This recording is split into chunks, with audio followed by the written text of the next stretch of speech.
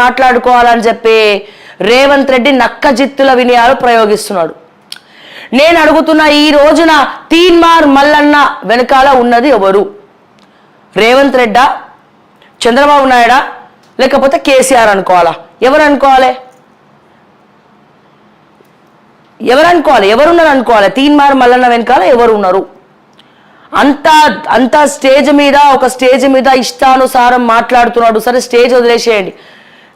Stage మీద ఏమన్నా మాట్లాడుకొని ఒక ఛానల్ ప్రతినిధిగా, ఒక జర్నలిస్ట్గా ఇష్టం వచ్చినట్టు మాట్లాడుతున్నాడు అంటే ఎవడు రెచ్చగొడితే మాట్లాడుతున్నాడు?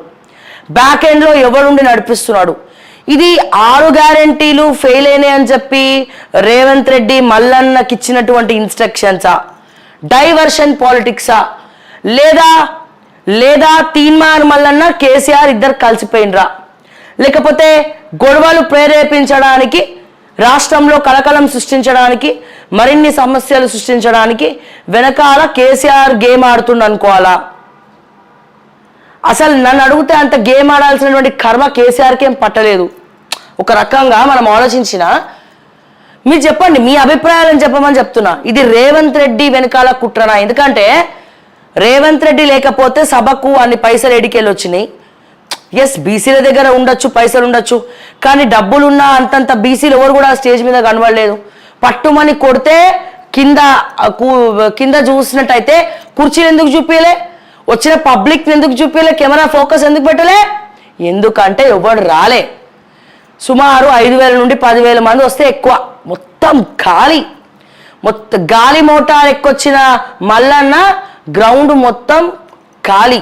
చివరికి గాలే మిగిలింది. సో ముఖ్యమైనటువంటి నేతలు ఎవరు కూడా ఆ బీసీ మీటింగ్కి రాలేదు.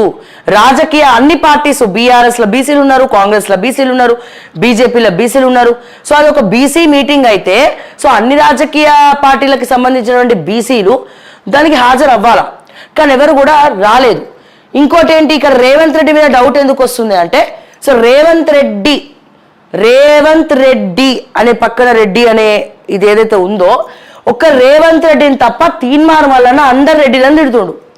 ఉత్తమ్ కుమార్ రెడ్డిని తిట్టొచ్చిండు, జానారెడ్డిని తిట్టొచ్చిండు, తర్వాత పొంగులేటిని తిట్టొచ్చిండు.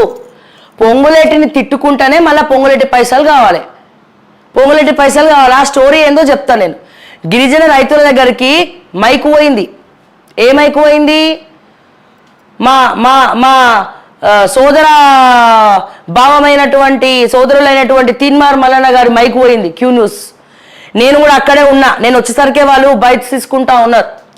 కానీ గిరిజన రైతులు లబోదిబోమని మొత్తుకుంటారు. ఎందుకు చెప్పాలనా? తీన్మార్ మల్లన్న ఛానల్ వచ్చి మొత్తం 2.5 గంటల పాటు పొలాలు తిప్పిండ్రు, అక్కడ తిప్పిండ్రు, ఇక్కడ తిప్పిండ్రు, మైకులు పెట్టిండ్రు, మమ్మల్ని ఇంటర్వ్యూ చేసిర్రు. మేడం, ఇప్పటి వరకు అసలు మమ్మల్ని ఇంటర్వ్యూ చేసిన వీడియోలే రాలేదు. ఇప్పటి వరకు మమ్మల్ని ఇంటర్వ్యూ చేసినటువంటి వీడియోలు కానీ, మా బాధ తీసుకున్నటువంటి వీడియోలు కానీ ఎక్కడా కూడా క్యూ న్యూస్లో ప్రచారం కాలేదు. మా వీడియోలను తీసుకుపోయి అడ్వకేట్ల దగ్గర మాట్లాడి అమ్ముకున్నారు అని అక్కడ ఉన్నటువంటి నేను చెప్తలేను. మీరు వెతకండి. గిరిజన రైతులు టెంట్ కింద కూర్చొని చేసింది వెలిమెల కొండకల్ తాండాలో ఉన్నటువంటి వీడియోలు క్యూ న్యూస్లో ఉన్నాయా? వెతకండి. పొంగులేటి శ్రీనివాసరెడ్డిని తిట్టి పొంగులేటి శ్రీనివాసరెడ్డితో బేరసారాలు. ఏది మరి? గిరిజన రైతుల భూములు డైరెక్ట్ పొంగులేటి బిడ్డ మీద ఉంటే, రిజిస్ట్రేషన్ చేసుకొని ఉంటే, అపర్ణ కన్స్ట్రక్షన్స్ వాడు పెత్తనం చెలాయిస్తూ ఉంటే మీరు బయటలు తీసుకున్నారు కదా. గిరిజన రైతుల బయటలు. ఎక్కువ ఎగ్జాంపుల్స్ అవసరం లేదు. రీసెంట్ ఒక 2-3 రోజుల క్రితం జరిగింది చెప్తున్నా. 2-3 రోజులు కాదు, వారం అయిందా అబ్బా కొండకల్ పోయి.